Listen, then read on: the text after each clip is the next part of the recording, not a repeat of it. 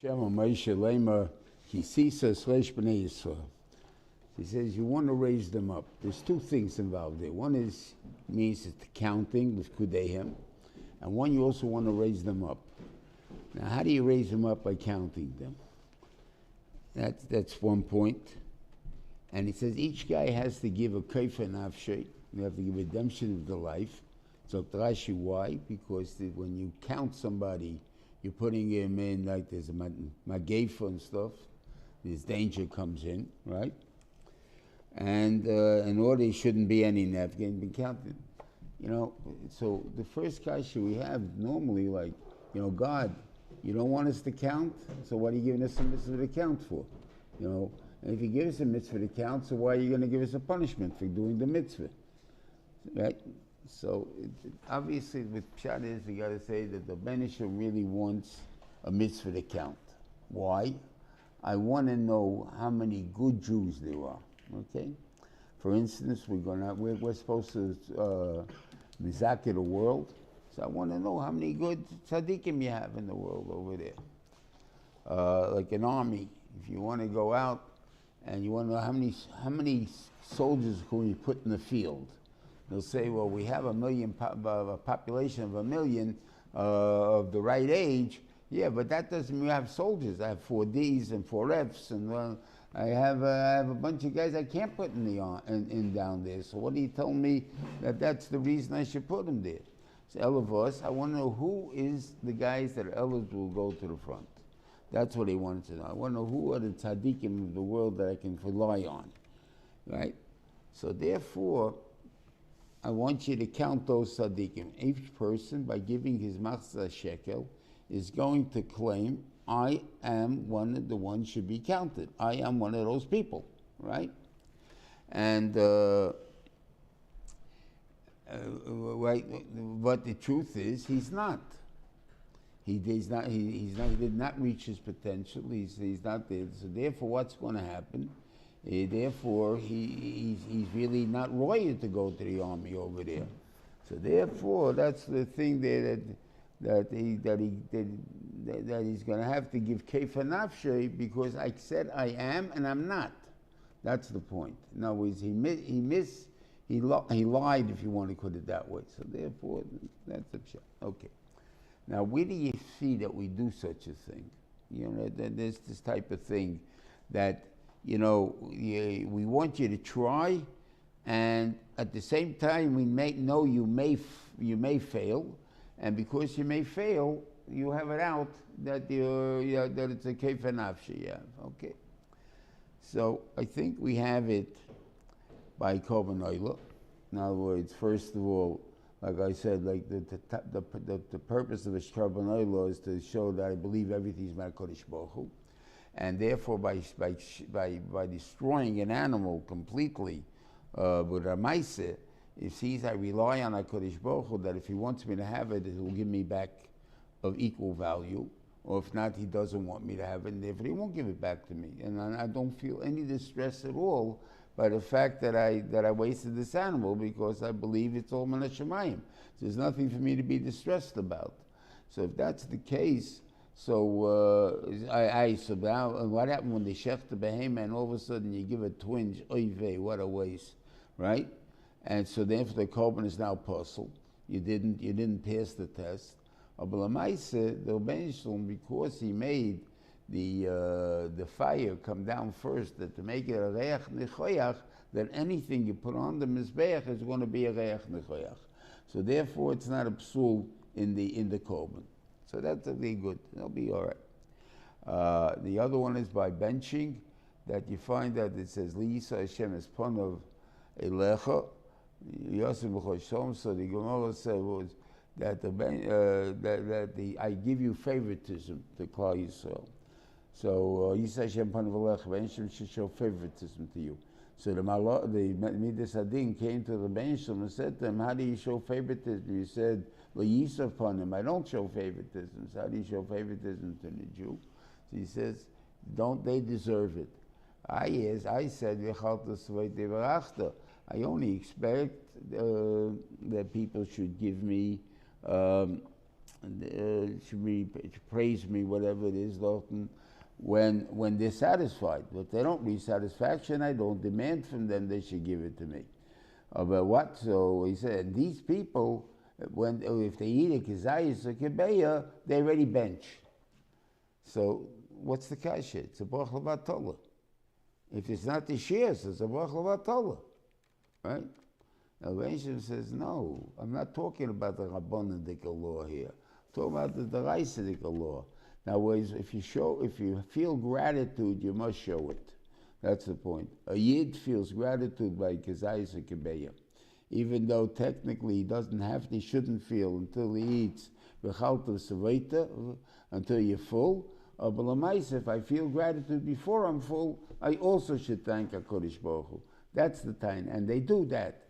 And that's why that's the raisa, such a chiyuv. And it tells a lot of kashas on the sugya of a son that's not bar mitzvah, how he's bites the father, in what case it's talking about. And this will be negated in that sugya over there in Inyonim. So you see, the Rabbanan then came along and said, that since there are such people in the world that can actually feel gratitude, then it's a chiv on us to teach everybody in Klal Yisrael to be such a person.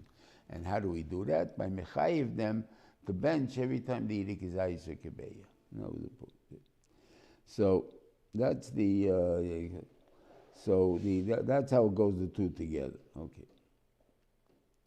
The Rosh Shiva is also a different thing on this. We read Bamidbar always before Shavuos, because that's an integral part of Shavuos, that we count the people of Klal Yisrael. Why? Because they had this Masa Shekel business, and we're counting them just like Moshe Rabbeinu is one. Every one of you that was being counted here is counted as one. So therefore, we're one. So therefore, for one, that we're equal to Moshe Rabbeinu, meaning that it's biyodi to mekabel the Torah to become that as great as I can become. That was the point. Now, I can't become as great as Moshe Rabbeinu, but I can become a point where I live up to my potential. That I can become. So that's what the Rebbeinu wants from everybody. And it's a chizuk to tell you that we counted you as one. That means that we gave it to you too. And you're fully responsible and able to understand and can know it. And then it tells you the union that each person has to give only a matzah shekel, not what he goes. So you can say, first of all, you're dealing in tshuva for this union of not reaching potential. That's the chet of a matzah shekel. So it doesn't make a difference. It didn't make a lot of potential, a little potential. But the ikar is you didn't reach your potential, you mechuyev to give a matzah shekel already.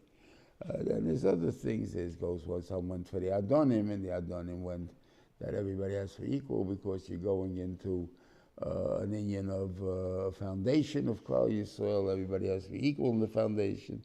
And I guess there's probably more reasons why you can figure out why in the Matzah Shekel and Korbanos, then the Matzah Shekel went for Korbanos. So obviously you can't have one guy having more of a chelik in the Korban than the other guy. So therefore everyone is the same. Okay. You make a kiyah, and we'll talk about that more in Parshas Vayakel, so we don't really have to talk about the kiyah now.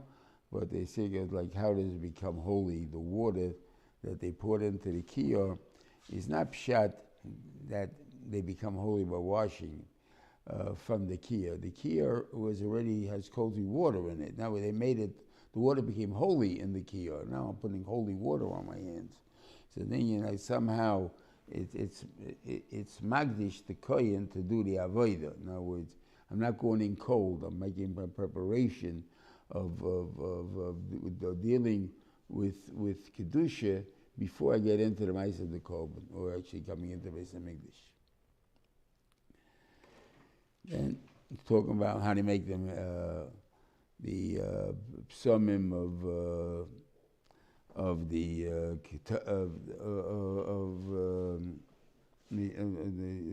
Shem HaMishcha. So he tells you to put in a tremendous amount of, it seems, I mean, chamesh meis, fikim besivim, whatever the weights are, it seems to be big numbers, 500, 250, 250 again. And they're putting in a hin of oil. A hin of oil is 4 revi'asin. It's 12 ounces, approximately. 12 ounces of oil. Usually the oil, when you're putting it into spices, is going to get absorbed in the spices and stuff like that. And obviously it's not going to happen over here. It's going to become, it remains a shemen, pure oil that he was able to use the Shadar Mishra, and there was only one hin, and that hin did everything, and for all time. So it's obviously a big mess involved here. It didn't happen, you know, it's not normal in what the thing is. It's a mess. So when you tell me anybody that makes it like that, you know, is chayiv misa. I mean, you can't make it like that. It's a mess. So I think all of us, even if you would use other means, like what, I don't want to say magic and stuff, because that itself carries its own oynish. But it'll be besides that oynish of magic or whatever, or someone else made the magic, and you're just using it, it still would be awesome, even though it's through a miracle, or however the guy made it. Or the attempt to make it is what the Torah doesn't want. I don't even want to attempt to make it.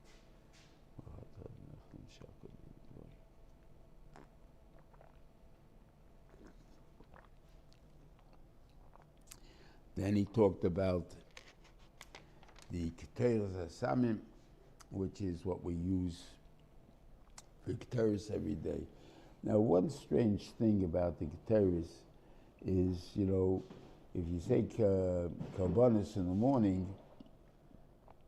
when it talks about the Keteres over there, it says, for Machzeh, you're allowed to make the same proportion, Machzeh. Shlishi Reviya lo shamanu. Shlishi Reviya don't know. Like, what's the difference? A half and not a half. I mean, the proportion is there. The truth is, the Keteres is never the same Keteres any one day. Every day is different than the other day. What do you mean? That's the same ingredients. Yeah, but we had to mix them up. And we made them up, mix them up as much as we can. But no matter how much you mix them up, there's going to be a drop more of something in this one and a drop more of something in this one. So therefore, each day is going to smell different. And if you put in a half a thing to a half that's left over, which you don't know what their proportion is anymore, so it's definitely going to smell differently. So, Afal Pikain, that seems to be that a Kabbalah was Mutan Shlishavi, they didn't know that. Okay.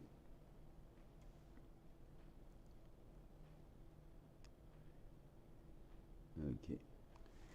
And that, you're not allowed to duplicate it for spelling it, even though it spells differently every day, but even for the intention that no matter what it's going to smell like, just any proportion of that together is going to be also. Okay. The Rashiv was, what's that Loshin? Re'ei Karosi B'Shem. We have it here, we're going to have it again in Vayakel. Like, what do you mean, Re'ei Karosi B'Shem? See, I called the name of. I called the name of Karosi B'Shem. He says, B'Tzalel was 13 years old. And the reason he picked B'Tzalel, mashma, that's from the thing there, because he's Hur grandson, and he wanted someone to sit up against the ego, that he should be the one that builds the Mishkan. And Hur is the one that died for the ego, to protect them, to stop them from serving the ego. So it could have been Uri, it could have been B'Tzalel. Well, he picked B'Tzalel. B'Tzalel's 30 years old. Now, a young kid like that to build a Mishkan, it's a little bit of a chutzpah if you want to be technical. I mean, you know, you want someone that's a sage, it's an old man, that's someone that's experienced, and this and that. So he says, in Kishroinis that I give, in other words, I want you you can see yourself that he's royal lekach. Test him, you'll see. Re'ei karosi b'shem.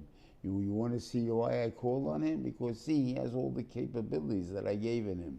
And you have, like, especially like in music or maybe in all talents, it's like that a person, it can be young, like they have what you call a child prodigy. Why do you call a child prodigy?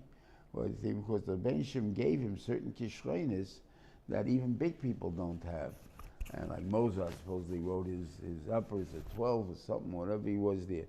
Why? Because he was old enough.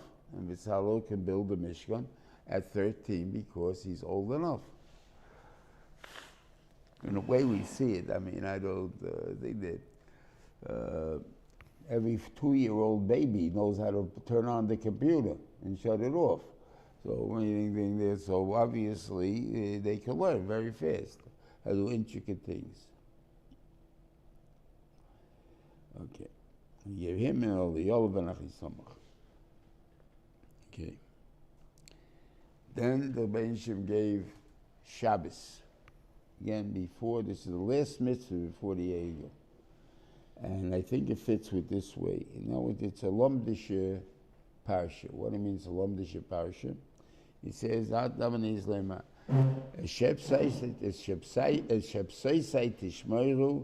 why? When you're building the Beis HaMishkan, when you're building a Mishkan, you should still keep the Shabbos. You don't build on Shabbos.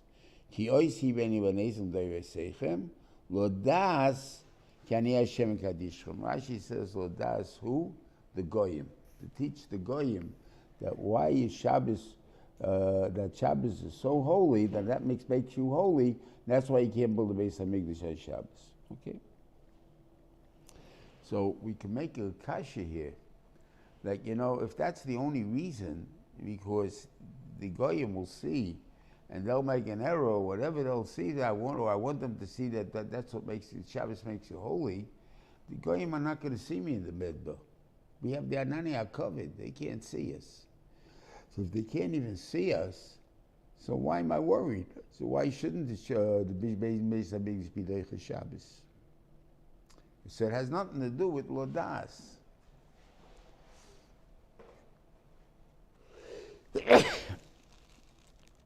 So maybe it's not really a reason that's the,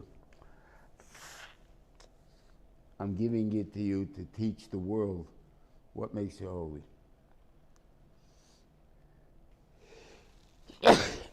I think what they mean to das, that by seeing Shabbos, that the Shabbos is abris, they know that why you're holy. Because Shabbos is a thing to recognizing that I created the world. True. The guy may also have to require to know it. That's part of a chelik v'aved zorah possibly, or not, or maybe it's not. Maybe it wouldn't be anything if I just don't know I don't know who made the world, right? But do they have to know that God made the world? It's that important, you know what I'm saying? But the idea is that by us, this is the fact. There is no such thing to even think about. God is the creator of everything. Now, before God, there was nothing except God. And after God, he created whatever it is he created. And that's a yesod that we have. And that's a yesod that makes us different than all the goyim.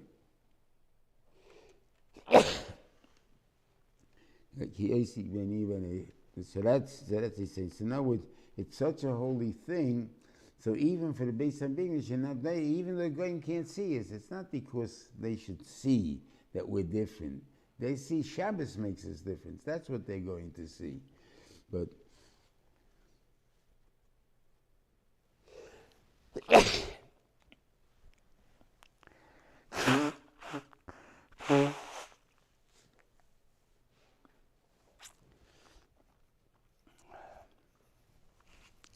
and of course, the Sheish Shemos Hashem Shemaim, so it's not just that he created the world in 6 days, but that he also created the laws of nature.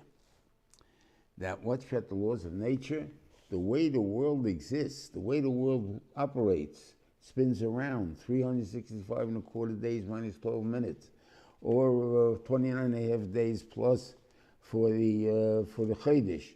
All of these things what do you call it, are things because the Rebbeinu Shalom does not do any more Maisa Bereshis in the rest of the time. Only in 6 days did he create. After 6 days, he only uses things that were created already. And that's the stuff. Why he did that, that I don't know. I have no thing there. But somehow, that's the belief that I have, that all the laws of nature that are put in there, that they happen by themselves, were created in the 6 days, and those are the days that now can control the world. There are no new keches that come into the world. Now, the keches that are here, the Rebbeinu Shalom can change. In other words, the weather, he can change any way he wants to, because the weather is here. He can freeze the water in 3 seconds. He can freeze it in 4 hours. Doesn't make a difference. It's up to him how he wants to freeze it, but he can freeze water. So things like that.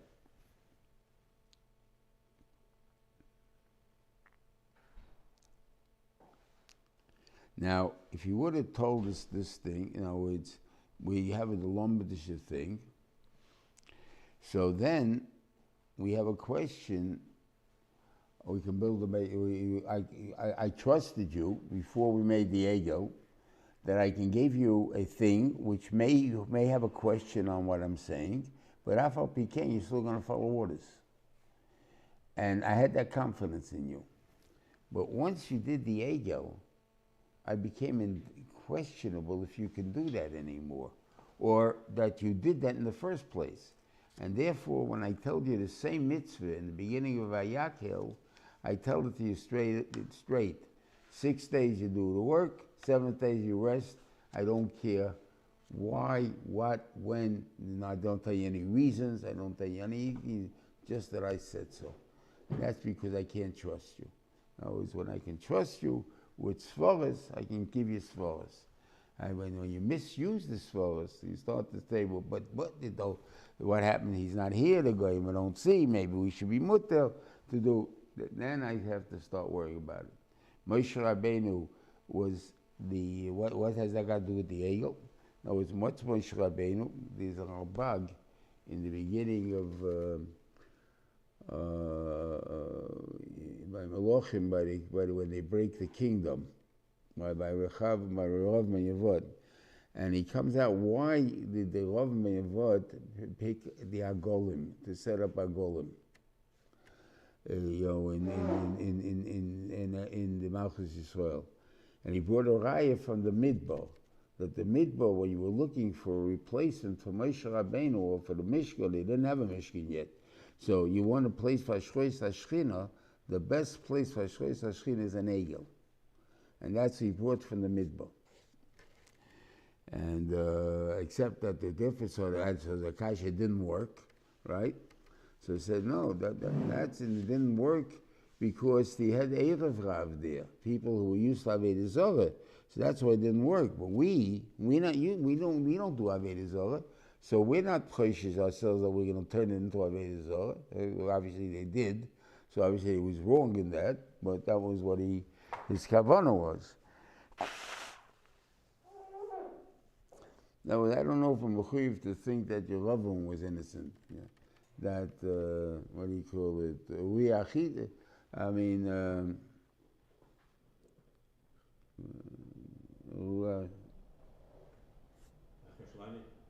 no, what's the Navi?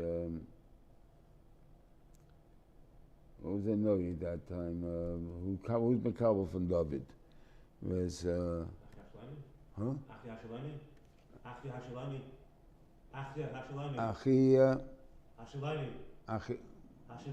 Achiloni, yeah. Achiloni, that he was Mekabel from. He was the one by the Beis Hamikdash. He wrote a letter, so by the breaking off that you can believe Achav. I mean, you can believe Yeravam. That he doesn't mean L'Shem Avodah Zarah and stuff like that. But L'maaseh, obviously he did. So I mean, whatever it is, they fooled. But Yeravam knew what he was doing. He was doing because he didn't want them to go to the Beis Hamikdash. If it's a question, they're going to a Mishkan or Beis Hamikdash, which has all the glory and everything else, so going in front of what do you call an egel, I mean, of course I'm going to Beis Hamikdash. What's going to stop the people from going to the Beis Hamikdash? So obviously, for that reason, he documented. But the Maisa, that was why they picked an egel. Why I was able to convince the people to pick to use an egel.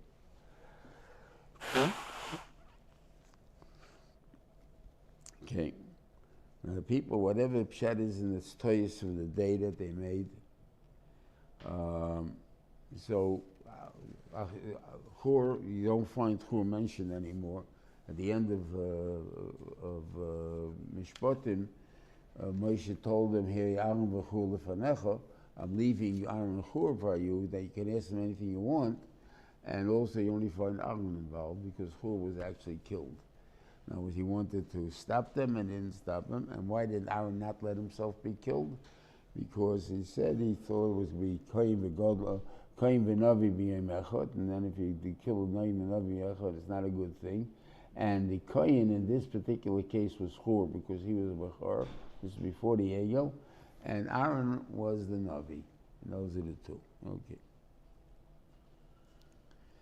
So Aaron thought he'd be able to delay him until Moshe Rabbeinu comes, which is till the next day.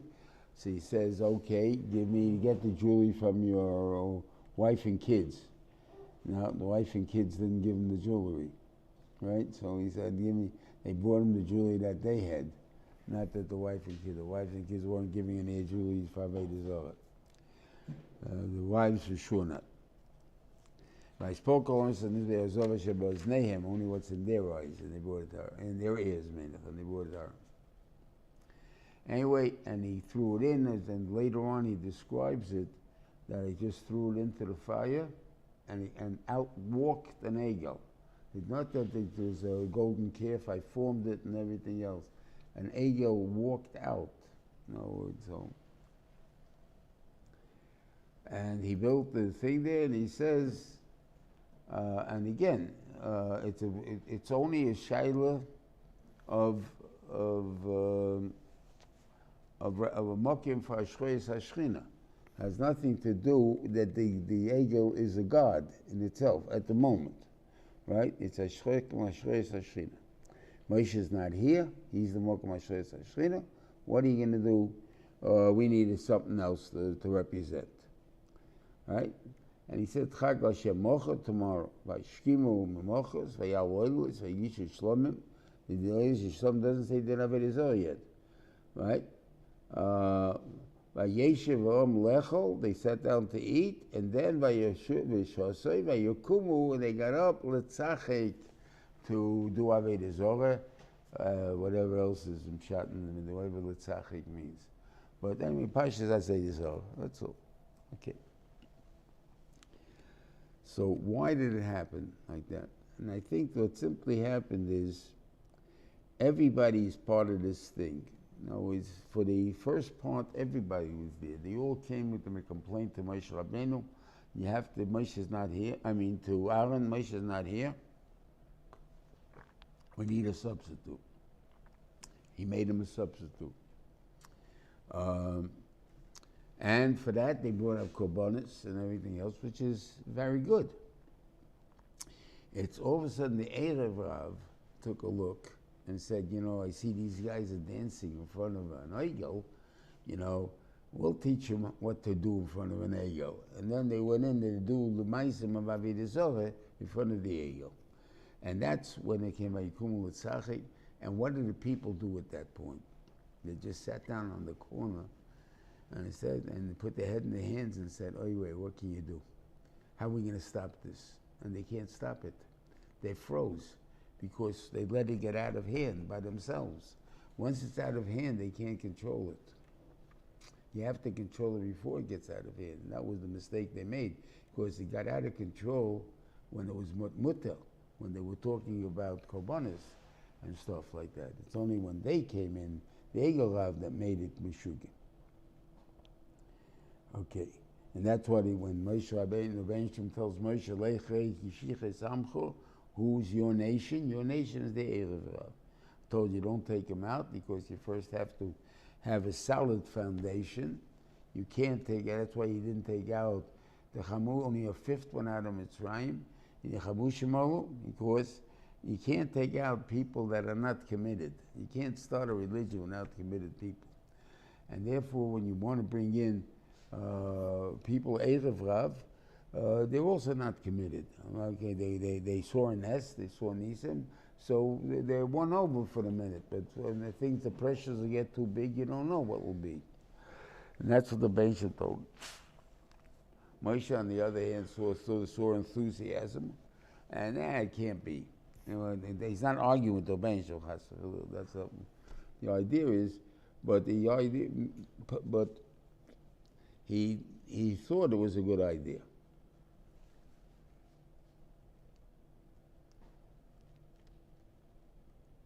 Okay.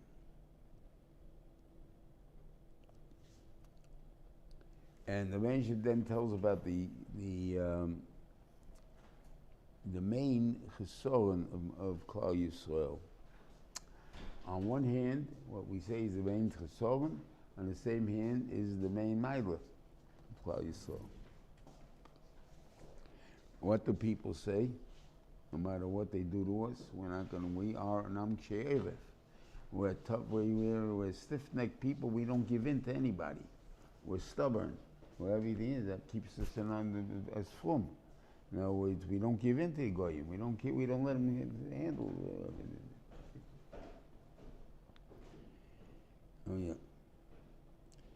But at the same token, it's the thing that is stubborn. Whatever's a harangeret, that this is right, they don't get off it for a while. That's the problem that also happens, that you have to know when to be able to move. And say, not that you can be bounced around, because that's not a good ma'ila, but the idea is that you should know when the truth is, and that'll change your mind. Okay? It's not a point of being stubborn. That's the point.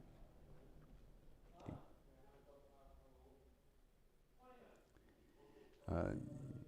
And when the Moshe says to Moshe, "Hanichali, leave me alone, and I will kill them," so Moshe Rabbeinu said, "Leave me alone. I wasn't touching you." Elavos, I see that it means that I can stop you. Okay, which is Vayichal Moshe's Pnei Hashem. He started to pray. Okay, and he prayed with one type of a tefillah. We're going to talk about this more when we get to Meraglim. But this is the Matrayim that Lome. What he called Behorim.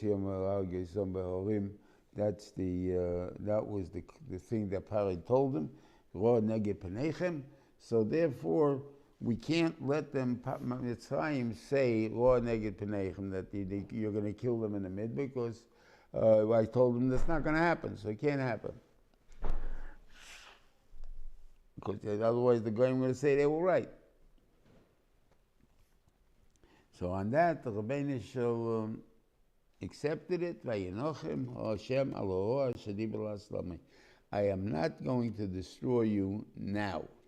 That's all he said at this moment. We'll see what it means now.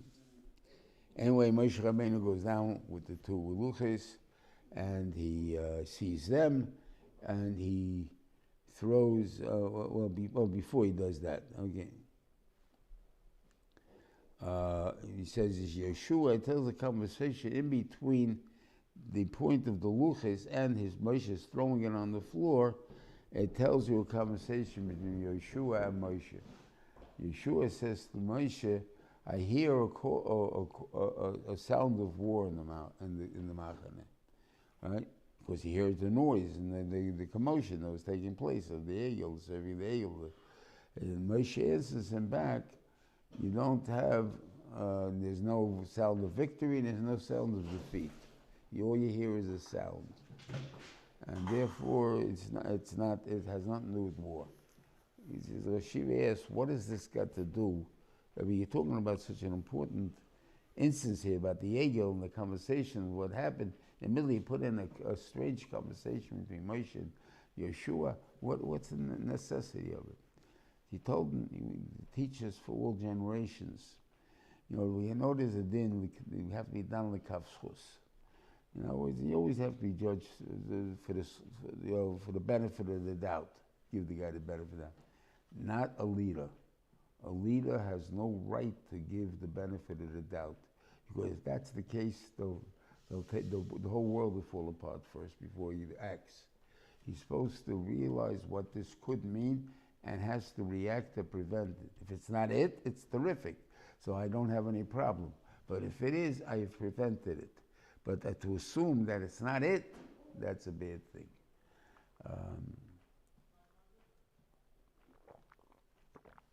They always tell over about kids, you know, it's quiet upstairs.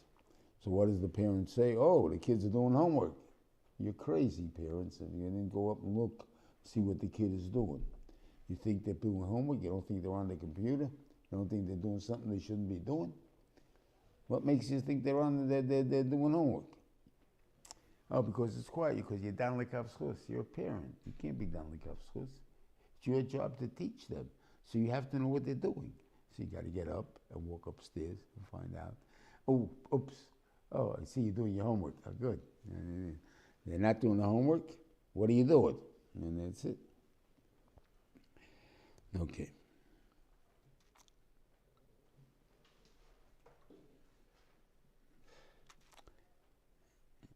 Anyway, he grinds up the egel. He divides it among the people, I guess, to make the ones who actually served it, who died from it, whatever it is. Doesn't say any more died than the 3,000 later on, but okay.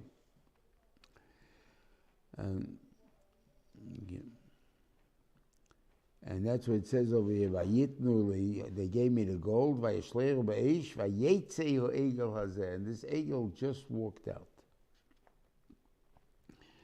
Okay. So he came into the machane and he said, Mila Hashem Eloi, and the Korbanei Levi came over. Okay, and that means that in other Shvatim, no matter which Shevet, at least one person was chote, an actual person, a relative, an actual person of the Shevet. Okay. And, okay.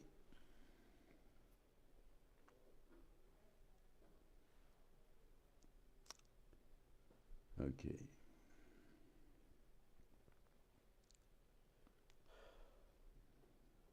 Obviously, it doesn't mean a true brother or not. It means like, you know, stepbrother or somebody like that who could have been from the Erev Rav or even from the other Shvatim, but Lamaise, that they were Chayiv Misa. Okay, but not from Shevet Levi itself, because there's Kol B'nai Levi. So Kol B'nai Levi means everybody that was a Levi came over to them. And then Moshe Rabbeinu goes back to pray to HaKadosh Baruch Hu, and the Ben Shem answers him that a different thing. I'm saying,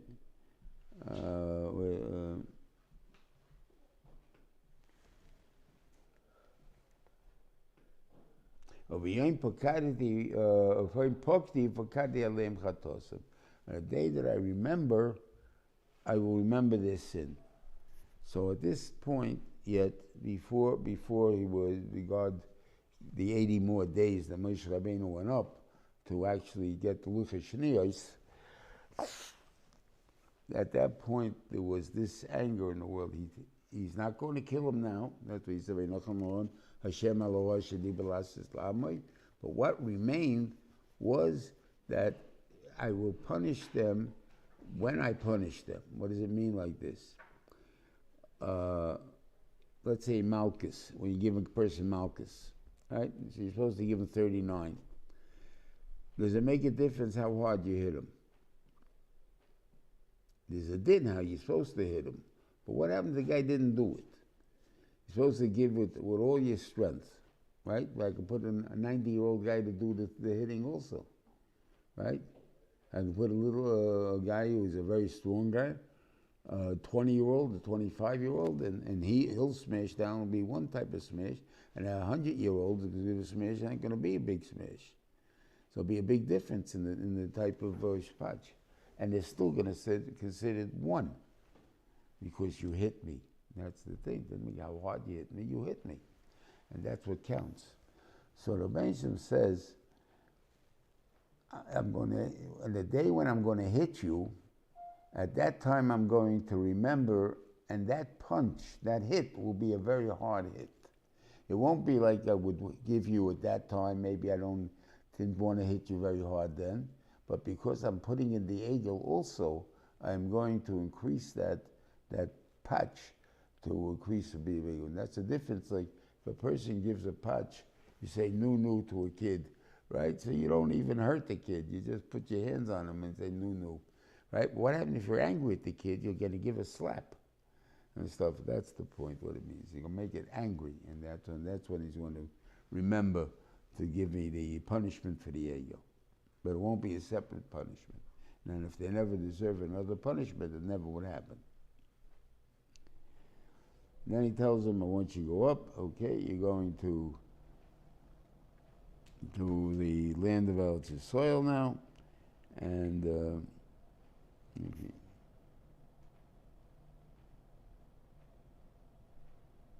But I'm only sending a shliach. I'm not coming. And here you have Moshe Rabbeinu's being Mephias HaKadosh Baruch Hu, wanting to say that you promised me that I found favor in your eyes and stuff like that, and you told me that, and how am I ever going to know that if you don't come, whatever it is there. But Klal Yisrael felt terrible because the Benjamin took away the Malachim, whatever, this extra special crowns that they gave them for Kazei Nasev and Ishma. They took away now because they did the Egel and so on. And they're tremendous tzebuachim. And Moshe Rabbeinu wanted to show that God is angry at them, so he moved his oyel outside the camp. And what do you think there? I have nothing to do. You want to come to me? You want to ask God? I'll be there. But I'm not coming to you. And the Benjamin tells him he must go back, because if I'm angry and you're angry, then who's going to save them? Who's going to take care of the Klal Yisrael? So we can't just dump them. The Benjamin doesn't just dump Klal Yisrael. We have to have someone taking care of them. And that's what we're always responsible, no matter how bad they are. Doesn't make a difference or how much of the thing is. It's our job to do something about it and to try him to misakin it. And that's what he told Moshe to go back. Okay. And it says in Yeshua, he never left the oil. How long are we talking about? Even if we talk about Moshe Rabbeinu going up again, if he went up right away, it seems he went up right after the 40 days, right after he came down. You know, he already going to his 80 days.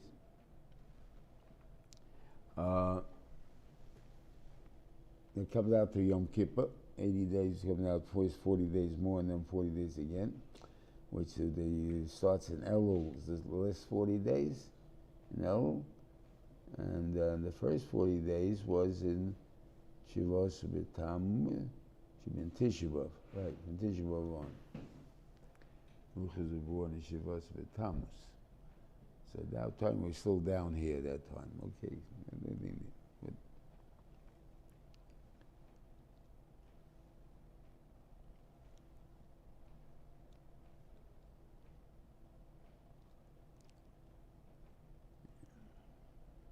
So he says, so how many days was he in the oil? The oil wasn't there many days. He couldn't have been there many days. Pretty short time. His total learning by Moshe Rabbeinu was what? 2 years? Before we went into the Midbar. I mean, obviously, there were 40 years in the Midbar. But before he went into the Midbar, how long was he? Moshe Rabbeinu came down. Within the year, they were leaving Mitzrayim, right? So how long was the Talmud? But that's what it takes. To make commitment, that's what it takes to become a Talmud, with the commitment.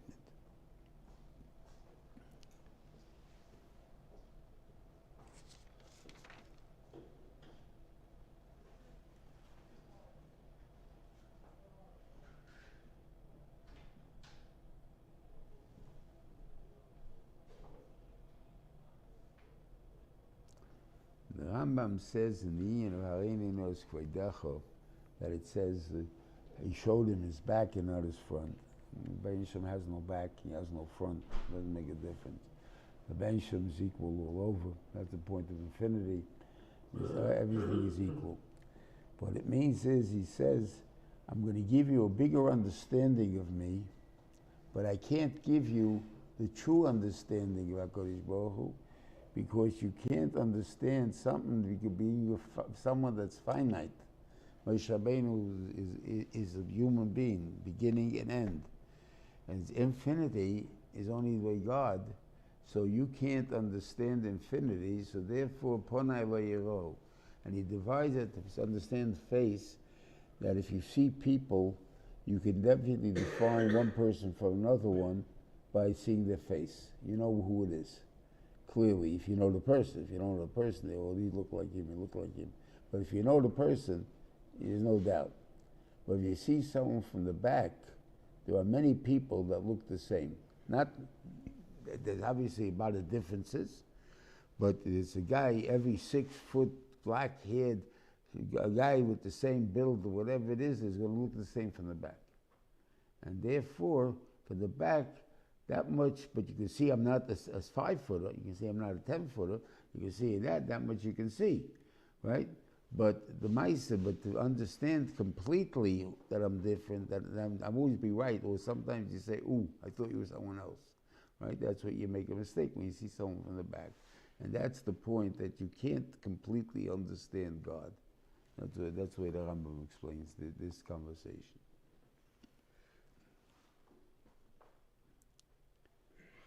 Yeah. Then the Ben Shem tells him, I want you now, that's after the 80 days, I want you to go make the new luches, right? And in these luches, you're going to make the luches, you're going to carve them out. I will do the writing. So the writing is going to be the same writing as it was on luches Rishonis. That was, it's written from both sides, and whatever that means. But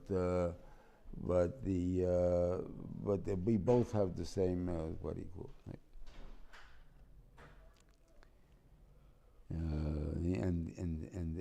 And the chips of these sapphires, these were sapphire chips. So these Moshe was able to keep. This is Moshe Rabbeinu did not go borrow clothes in Mitzrayim, and therefore he lost out on that, because he went and was icy in the Ratzmis Yosef and the thing there, but he was icy with Ratzmis Yosef, but the what he called, so therefore the Benjamin rewarded him that he had the chips from the second luches that he chipped, that he knocked the luches out of a mountain, or whatever he got them from, wherever the Benjamin showed him they were. So those chips he kept.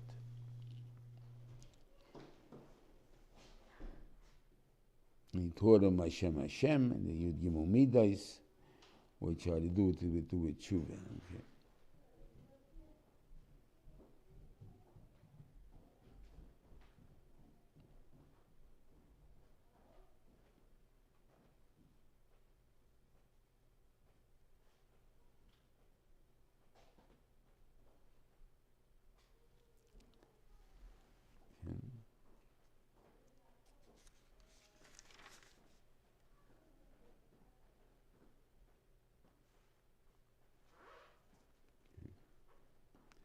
Okay, then he gives him a short synopsis of a bunch of mitzvahs, which is kriyas that we use for Chalamed and stuff like that. Yes, and in Ishpatim. Usually for Shabbos.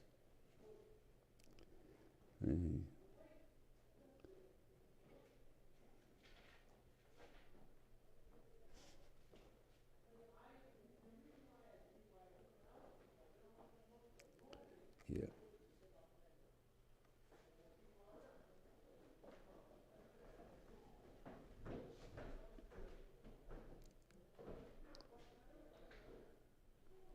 It's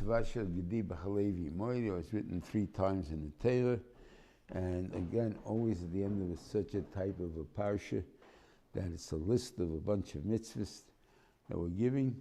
and the point is to tell you that it's also achile, it's also in the bishul itself, and it's also in hanoye. So it's not only what he called. No, with hanoye and one thing we're not really chosh the Jews going to do. Eat for sure not. Hanoye also probably not. Now we'd open up a restaurant, a kosher style restaurant where we'll give mamish milchiks and fleishiks together, meaning milchiks and fleishiks from the kalim or something. Wouldn't even do that, right?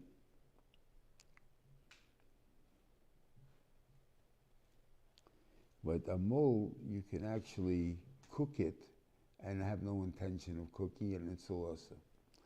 And things you have to watch out for is, years ago, I guess, when you have the exhaust fans in the house, some of them, it depends how high they are from the pot top.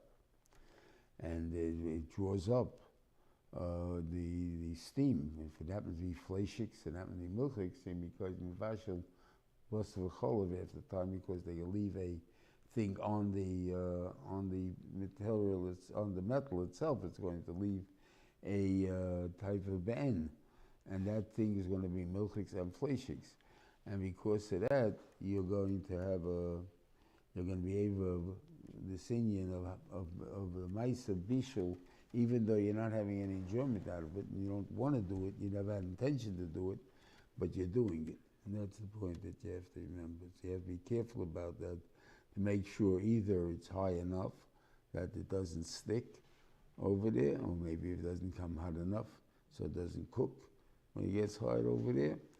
I think you need at least 18 inches or something. I'm not too on the measurements of that thing there. If not, you keep the first two burners on your oven. It's going to be milchiks or fleishiks, and the back ones will be the other one. Or the first two can be all four, but the back ones can only be one.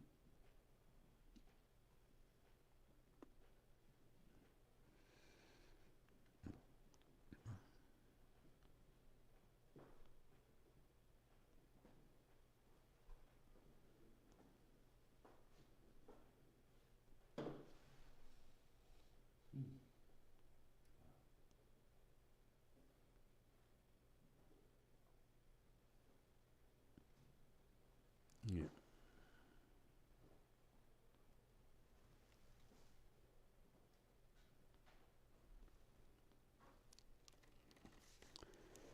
Again, we find in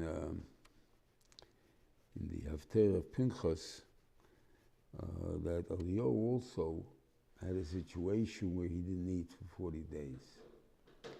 But there it tells him, the Malach tells him, eat and drink, because you have a big trip ahead of you, and that trip is 40 days and 40 nights. And whatever it is, it made that the food lasted him 40 days and 40 nights. That means he needed food, but instead of having to eat it one time, he was able to eat it one time, and that lasted him 40 days and 40 nights. Moshe Rabbeinu became a Malach when he went up L'Shamayim, and he didn't need food at all.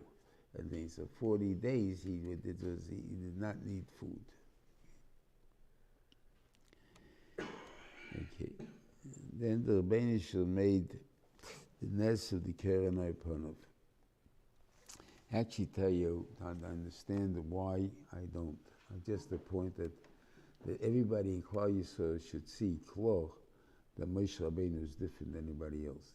And this obviously is a godly thing. It's not a normal thing. It can't happen. It looked like two horns coming out. You obviously see some pictures. It's just like, coming out over the corner of the ears. Exactly what the point of it is, I don't know. But it definitely showed them enough to make them afraid to come next to him. And when he taught them Torah, he taught it to them. They had to see the full glory of the Torah, the full chaos of Torah that he has. And that's before they can know what he called. They can't just hide themselves from it. But when he finished, they covered. Stammas they covered, that he covered it up. There's no covered. In the thing, the Rebbeinu gave me a gift. He was the only Mikol Adam anyway. There's no point in taking this thing that comes from HaKadosh Baruch Hu, doesn't mean anything over there. So what he tells that he told over and over the Torah, and he always protected himself with this. So I'm going to say Afreich, and it's not Afreich poem anymore. I hope it was a beautiful poem by everybody. It was a wonderful yontif, and the Mirza Hashem Shvizaychatake be Yisrael Tzedek B'meir B'yameinu. What do you call it? I mean, coming to the Chodesh Hagula of they went in well, they came in Nisa, they should have come again in Nisa. The Mirza Hashem. Be well, everybody. A good Shabbos. I mean, good Shabbos.